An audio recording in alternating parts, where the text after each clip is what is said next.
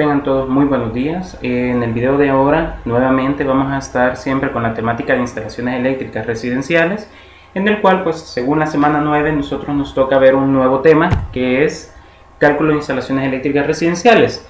Lo que habíamos visto anteriormente, a lo largo de este proceso nosotros ya sabemos cómo calcular corrientes eléctricas, cómo calcular lo que es la parte de un conductor dependiendo de la corriente que este va a tener. También ya sabemos, en este caso, también ya sabemos el tipo de ductería que ocuparíamos. Entonces, ahorita ya lo único que queda, como ya sabemos calcular corrientes, ya sabemos calcular el tipo de ductería, ya queda precisamente el empezar a imaginar y empezar a focalizarnos en cómo hacer una instalación eléctrica, en cómo diseñar en base a una carga y de aquí arrancar todo con una protección de igual manera. Entonces con esto complementamos lo que es el aprendizaje de cálculo de corriente, cálculo de ductería, cálculo de conductores, qué tipo de conductor voy a ocupar y qué tipo de protección ocuparía yo en este caso, porque ya ahora precisamente es lo que vamos a ver a profundidad.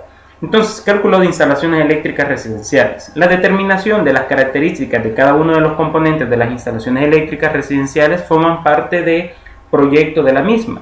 A partir de estos cálculos se obtienen tales características, pero también se tiene información necesaria para evaluar la cantidad de material necesario para emplear la elaboración de presupuestos, la disposición de reglamentarias más importantes. Recordemos que una instalación eléctrica se precisa en eso, en qué tipo de presupuesto voy a tener, o cómo voy a hacer el presupuesto, qué tipo de materiales voy a ocupar, qué tipo de conductor voy a ocupar, cuántas cajas rectangulares, octagonales, entre otras.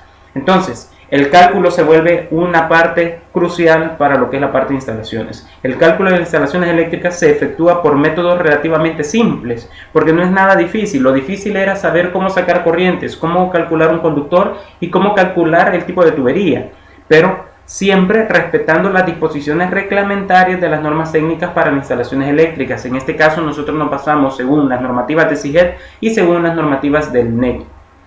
En este caso, la elaboración de planos eléctricos es un punto de partida para el proyecto de detalle, en donde lo estudiado hasta el momento tiene aplicación directa en cuanto a simbología, técnicas de alambrado y detalles técnicos. La simbología, o en este caso la elaboración de un plano, es el elemento más crucial para saber dónde va a ir los tomas, en qué posición, a qué distancia. Entonces, desde este punto se vuelve bastante importante lo que es la elaboración de un plano y la elaboración de los cálculos que va a llevar una instalación residencial.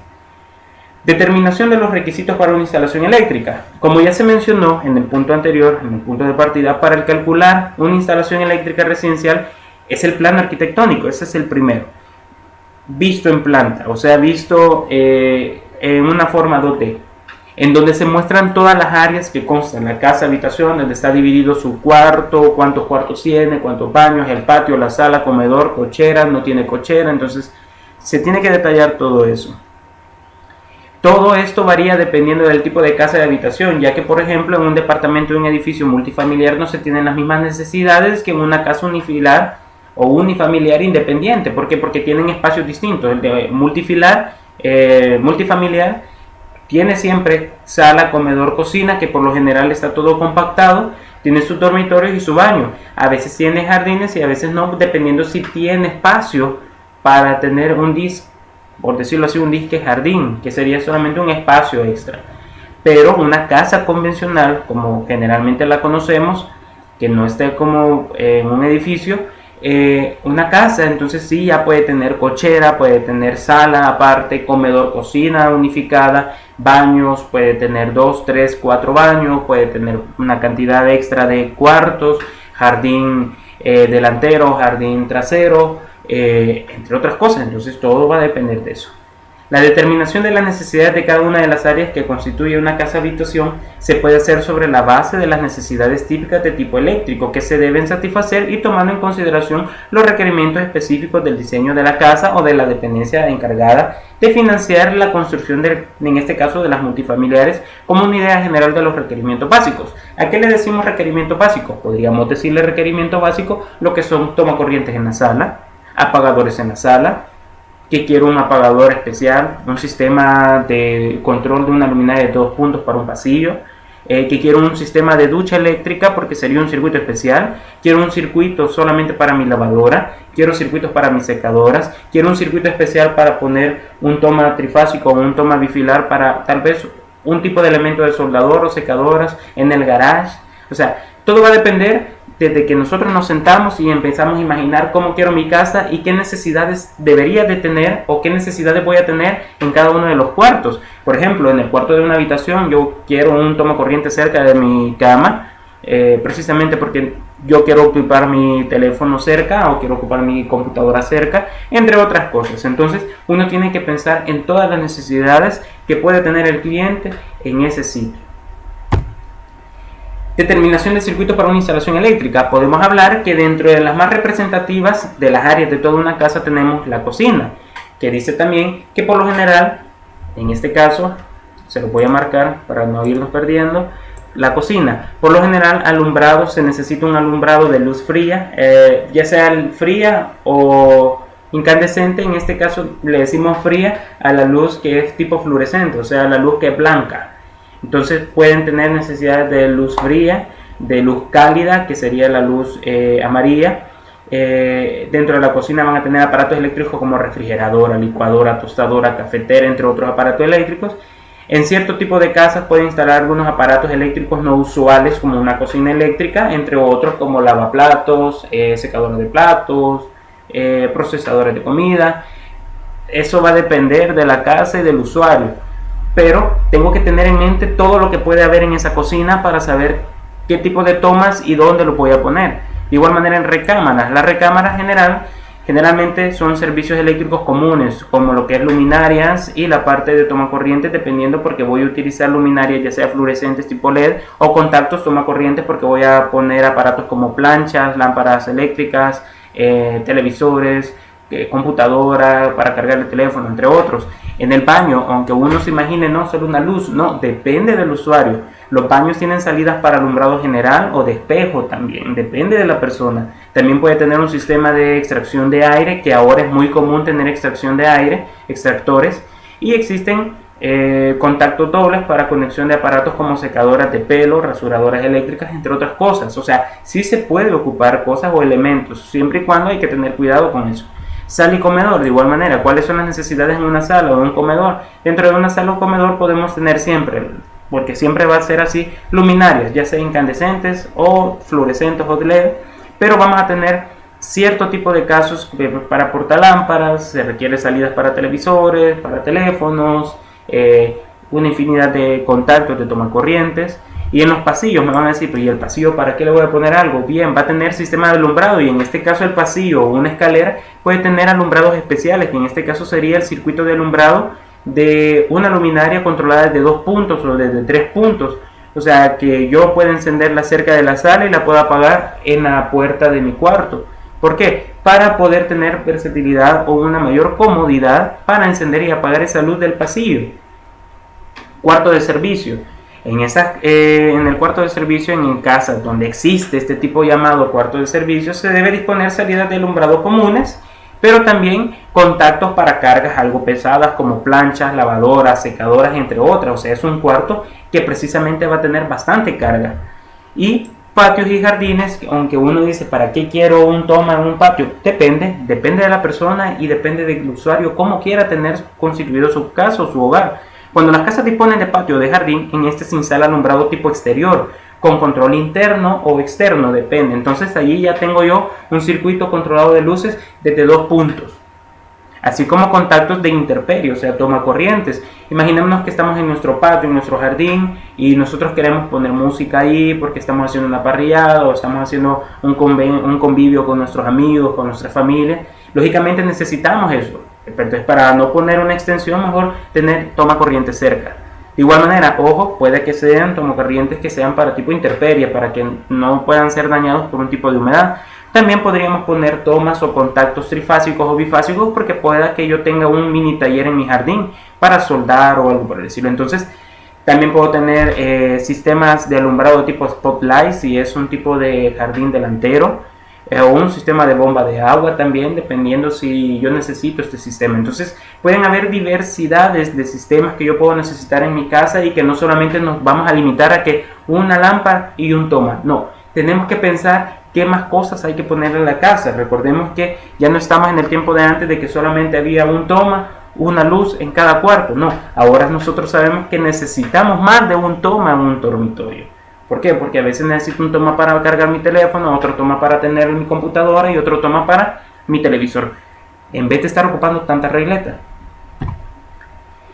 De los requerimientos generales, como los indicados anteriormente, se puede hacer una estimación general de la carga. Debe tomarse en cuenta que estos requerimientos pueden representar un mínimo, ya que siempre hay que recordar que una buena instalación eléctrica debe prevenir la posibilidad de carga adicional para requerimientos usuales como los mencionados, o bien para cargas especiales como sistemas de aire acondicionado, planchas, procesadores de desperdicios, etc. Simplemente algunas aplicaciones convencionales. En resumen, se debe elaborar un plano de trabajo en donde se debe indicar las necesidades que tendrán las distintas áreas: alumbrado, contactos controlados desde apagadores, contactos polarizados o no, contactos de piso, alumbrados en jardín, apagadores de 3 y 4 vías, salidas especiales. Este cuadro que tenemos aquí son ejemplos de accesorios y elementos eléctricos o elementos de control y de contacto que pueden existir dentro de un hogar. No nos podemos limitar a que no, solamente un toma. No, puede haber alumbrado de jardín de tipo spotlight, pueden haber apagadores de 3 o 4 vías porque quiero encender una luminaria de 3 o 4 puntos distintos. Entre salidas especiales mencionadas como ¿qué? Como una ducha eléctrica, como lavadoras, como secadoras, como tomas trifásicos, tomas bifilares, sistemas de aire acondicionado. Hoy la casa ya no es solamente de un toma y una luz. Hoy la casa es un mundo completo, un conjunto de elementos eléctricos controlados desde una caja térmica que pueden ser variados.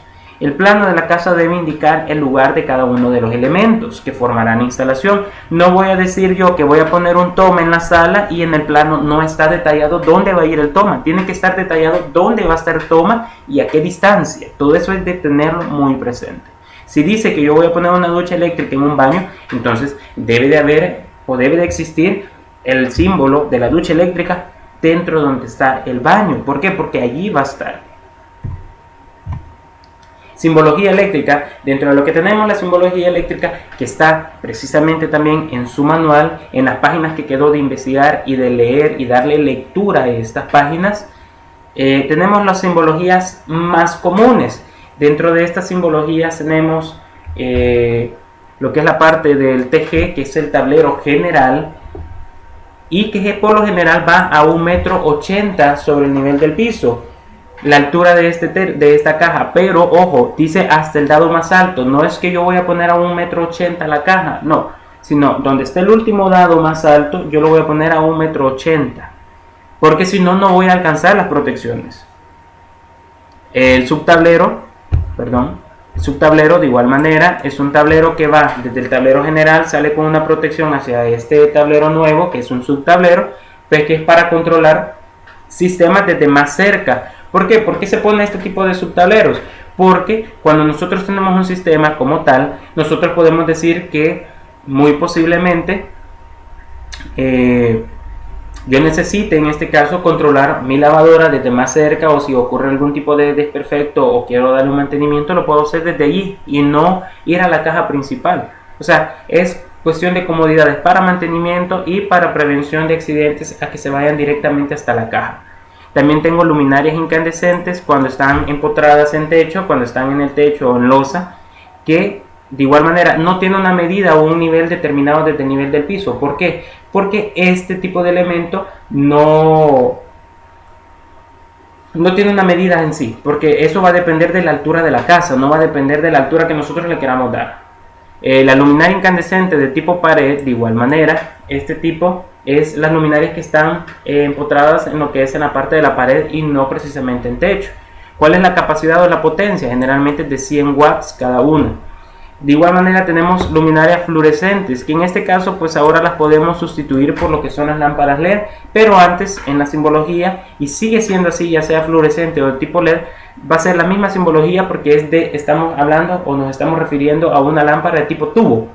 Y las luminarias fluorescentes de 20 watts, de 1x40 o de 2x40, que ahora las podríamos sustituir por una luminaria de 15 watts, de 1x15, de 2x15, porque recordemos que ahora los tubos ya no consumen tanta potencia. Pero no obstante siempre se siguen calculando a 50 watts cada una de ellas y a 100 watts la luminaria fluorescente cuando van dos tubos. ¿Por qué razón? Porque en realidad no sabemos si el cliente va a optar por una luminaria de tipo LED o va a seguir utilizando las luminarias de tipo fluorescente. Eso va a depender del usuario. De igual manera pasa en el caso de las incandescentes. Nosotros calculamos las potencias a 100 watts, no precisamente porque 100 watts gasta la luminaria, sino que simple y sencillamente nosotros vamos a hacer una instalación de la luz de una luminaria, le vamos a dejar listo mi instalación para que él ponga un foco y no sabemos qué tipo de luminaria va a ocupar, no sabemos si va a ser una luminaria de tipo LED, una luminaria de tipo fluorescente o una luminaria de tipo incandescente y no sabemos la potencia, entonces no puedo decir yo qué tipo de potencia va a haber, entonces por eso lo calculamos con un valor promedio de potencia, que en este caso es de 100 watts. De igual manera tenemos la simbología de los apagadores, que la primera simbología dice que tiene un interruptor sencillo. Ese sí tiene reglas. Todos los interruptores se van a poner a 1,20 m con respecto al nivel del piso. No le voy a dar más altura porque no voy a alcanzar. No se deja más abajo porque si no tienen acceso los niños pequeños. Trata la manera de controlar esto y a veces no es conveniente. Entonces se deja a una altura promedio que es de 1,20 m. Y la potencia no tienen porque estos no tienen una potencia en sí, esto solo se encarga de abrir o cerrar el circuito de luminarias. Existen también interruptores dobles e interruptores de cambio. Luego tenemos lo que es la parte de los pulsadores, que de igual manera el pulsador va a 1,70 m, no se deja tan abajo porque de igual manera nosotros sabemos de que no es conveniente, que es mejor dejarlo a 1,70 m a una altura promedio, el cual va a tocar el timbre de una persona pues que no va a ser para bromear, sino que va a ser porque precisamente necesita llamar a la puerta. Tenemos la simbología del timbre de igual manera, y este sí tiene una pequeña potencia que se estima que es de 50 watts porque solamente es un solenoide que hace un campo magnético y este hace que suene unos contactos que tienen internamente. Luego tenemos tomas sencillos. Cuando es un toma sencillo nosotros podemos garantizar que va a tener una potencia de 100 watts. Y todos los tomas, por lo general sencillo y doble, van a estar a una altura de 30 centímetros o de punto 30 metros con respecto al nivel del piso, la altura de ellos. Pueden haber tomas dobles, que en este caso el toma doble también existe polarizado, y de igual manera en este caso, como ya tiene dos contactos, ya no solamente uno, se estima a 200 watts. Tenemos tomas para TV, tenemos tomas para teléfono que de igual manera se dejan a 30 centímetros o a punto 30 metros. Y el toma trifilar, que en este caso se estima una potencia de 8.5 kilowatts o de 8000 watts, dependiendo de la potencia de este, y se deja a una altura de 0.50 metros con respecto al nivel del piso. De igual manera tenemos luminarias ojo de buey, que ahora en este caso, esta simbología, de igual manera se trata de un sistema de 100 watts, pero la simbología ahora ya no solamente es para el ojo de buey, sino que también para sistemas de tipo ojo de buey, pero tipo LED, ya no incandescente. Y las luminarias de tipo reflector, que de igual manera son los famosos spotlight o un tipo de sistema de reflector de 2 o de 1. Este puede variar, el de 1 puede consumir 150 y el de 2 puede consumir 300. ¿Por qué tanta potencia? Porque de igual manera no sabemos si el usuario va a ocupar un tipo de sistema, por decirlo así, de tipo incandescente o va a ocupar un tipo de sistema de una luminaria tipo LED. Entonces eso depende de la persona. De igual manera podríamos detallar lo siguiente. Yo puedo tener en los sistemas de interruptores, yo puedo tener esta simbología que es una S, que por lo general nosotros siempre le dejamos unas patitas arriba y abajo. Y este tipo de sistema o este tipo de simbología significa un interruptor. Yo puedo dejarle como S1 como un interruptor sencillo. Puedo dejarle S2 para un interruptor doble. Puedo dejar también un SC, que sería el de cambio. Si yo quiero representar un interruptor triple o un interruptor doble, bueno, el el doble ya lo tenemos. Si yo quiero un triple, entonces en vez de 2 le vamos a poner ese 3 y ese sería el triple. Precisamente.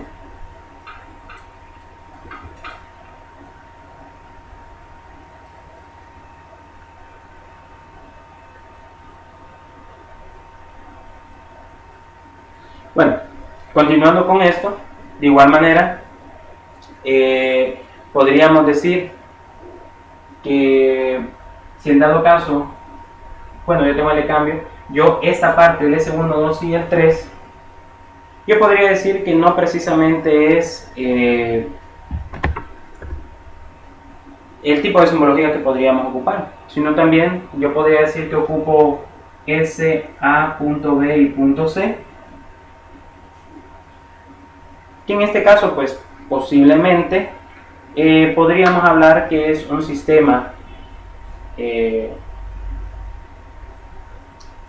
igual manera, como que si tuviera un interruptor triple. ¿Por qué? Porque voy a controlar segmentos A, voy a controlar segmento B y voy a controlar segmento C. Eso depende, eso va a depender. Regresamos a lo que es la parte de la diapositiva.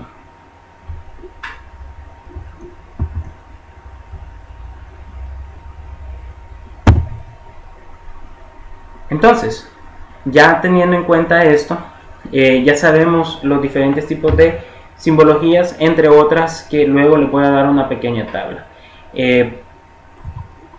De igual manera tenemos medida de empotramiento, tenemos estos dibujos ilustrativos de cómo sería el empotramiento dependiendo de qué tipo de contacto estamos utilizando. Por ejemplo, tenemos este que es a 50 centímetros, que precisamente es para lo que es el poner una caja cuadrada para un toma trifilar. O sea, como decía el reglamento, va a ir a 50 centímetros con respecto al piso. O sea, lo que estamos hablando con respecto al piso es esta parte, donde está la losa, el terreno compactado. 50 centímetros más arriba se pone una caja plástica cuadrada de PVC o metálica para tener lo que es la parte de la salida de lo que es la parte de un contacto tipo trifásico o bifásico. A 30 centímetros con respecto a lo que es el nivel del piso para poner una caja plástica de 3x4 o de 2x4 para lo que es un tipo de sistema de contacto normal.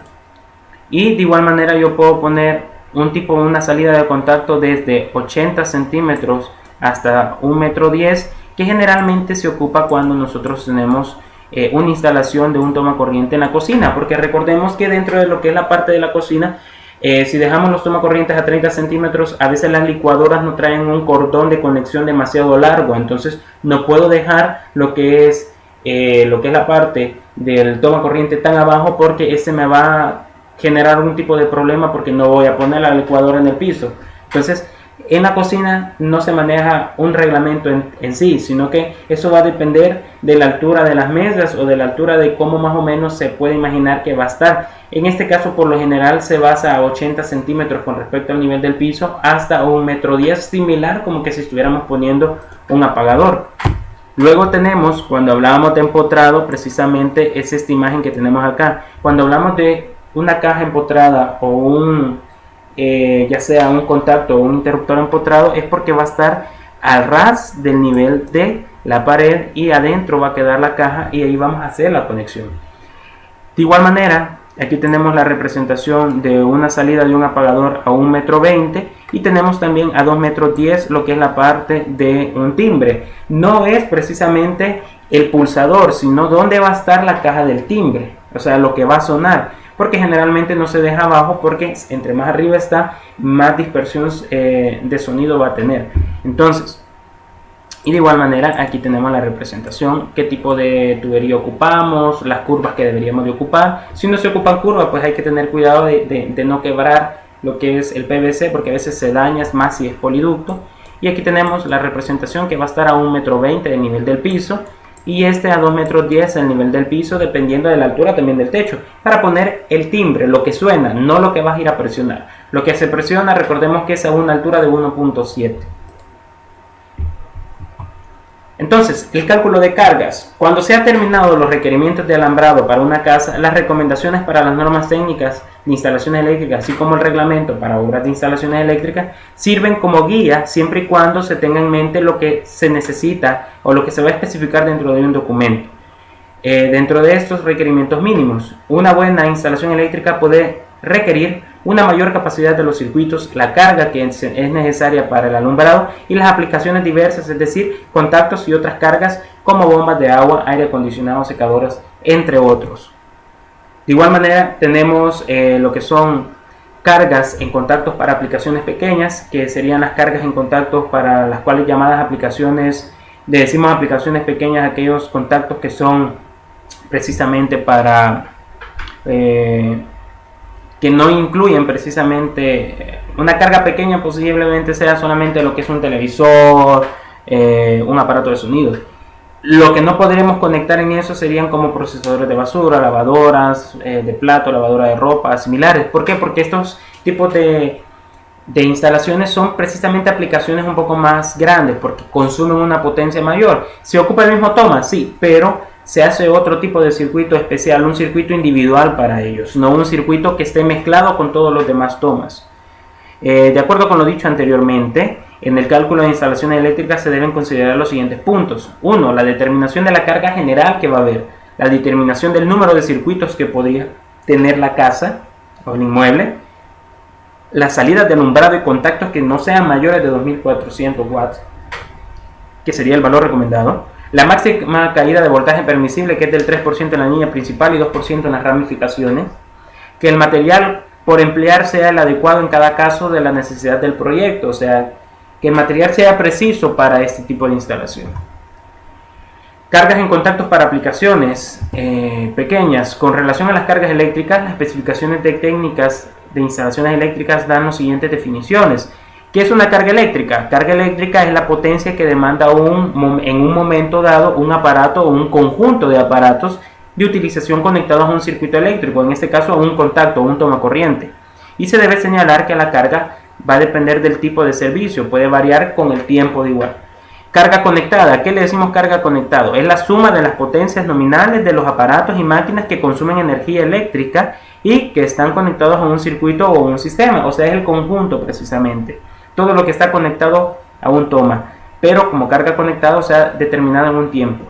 Carga continua. Decimos que una carga continua es la carga cuyo máximo valor de corriente se espera que se conserve durante 3 o más horas. Una de las corrientes continuas o una carga continua dentro de un hogar posiblemente sea un aire acondicionado, porque lo podríamos ocupar toda la noche o una sección de tiempo que puede ser de 3 o 4 horas o más. Eso va a depender del usuario. Circuitos derivados y alimentadores. Circuito derivado. El circuito en una instalación eléctrica se define como el conjunto de conductores y además elementos de cada uno de los circuitos que se extiende desde los últimos dispositivos de protección contra sobrecorriente, en donde termina el circuito alimentador, hasta las salidas de las cargas. A eso le llaman un circuito derivado. El circuito que va desde la caja térmica hasta donde va a llegar el apagador o el toma corriente. Circuito derivado individual, dice. Un circuito derivado que alimenta a un solo equipo de utilización como un aparato de un motor, que por su tamaño requerirá una alimentación individual. ¿Por qué hacemos circuitos derivados individuales? Lo hacemos porque no es bueno mezclar un aparato demasiado pesado con la carga que ya está general en la casa. ¿Por qué? Porque de igual manera, imaginémonos, tengo yo toda mi casa conectada en un solo circuito de tomacorrientes y vengo yo y le pongo adicional a eso un circuito como una ducha o un circuito de una lavadora. Esto va a generar demasiada potencia y cuando todos los demás tomas estén ocupados pueda sobrepasar la capacidad del térmico y se me va a estar disparando en los mejores de los casos. Entonces por eso se hacen circuitos especiales, individuales, para no mezclar estas cargas tan pesadas con las cargas más mínimas que hay dentro del hogar, y esto me va a ayudar a hacer un balance de carga más adecuado. Los circuitos derivados se clasifican de acuerdo con la capacidad o ajustes de dispositivos de protección contra sobrecorriente, o la cual determina la capacidad nominal del circuito, aunque por algunas circunstancias se usarán conductores mayores de mayor capacidad. Los circuitos derivados que alimentan varias cargas pueden ser de 15, 20, 30, 40 y 50 amperes. Cuando las cargas individuales son mayores de 30 amperes, se debe alimentar con circuitos derivados individuales, llamados circuitos especiales, como la ducha, la lavadora, la secadora, porque a veces estos consumen un poco más de la corriente que en realidad se consumen los circuitos generales.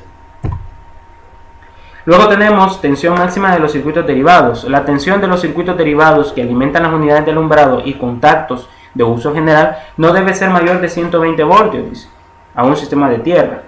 En casas de habitaciones, cuartos de hotel y locales similares, la tensión de los circuitos derivados que alimentan las lámparas incandescentes, entre otras, de igual manera, su mayor capacidad en voltaje va a ser de 120 voltios.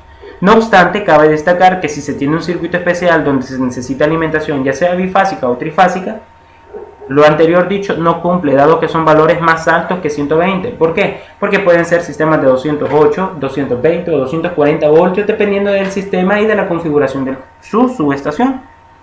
¿A qué le llamamos salida? En una instalación eléctrica, la caja de conexión de la cual se toma la alimentación para una o varias cargas eléctricas determinadas, tales como lámparas, luminarios, contactos, motores, entre otras cosas, a todo eso los dispositivos se le llaman salidas. Son normalmente los portalámparas y contactos en el caso de las casas y que deben tener una capacidad no menor de la carga que alimentará y además cumplir con lo siguiente.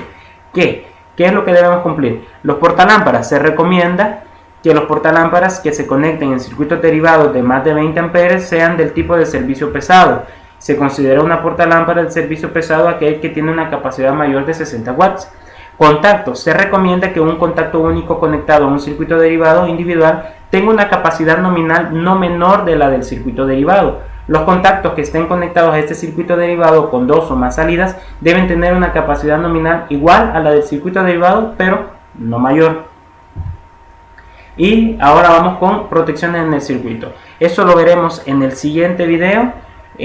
Sería esta la primera parte y ya lo demás sería un pequeño cálculo y demostraciones de cómo se hacen el cálculo de protecciones de circuitos. Nos vemos, hasta la próxima.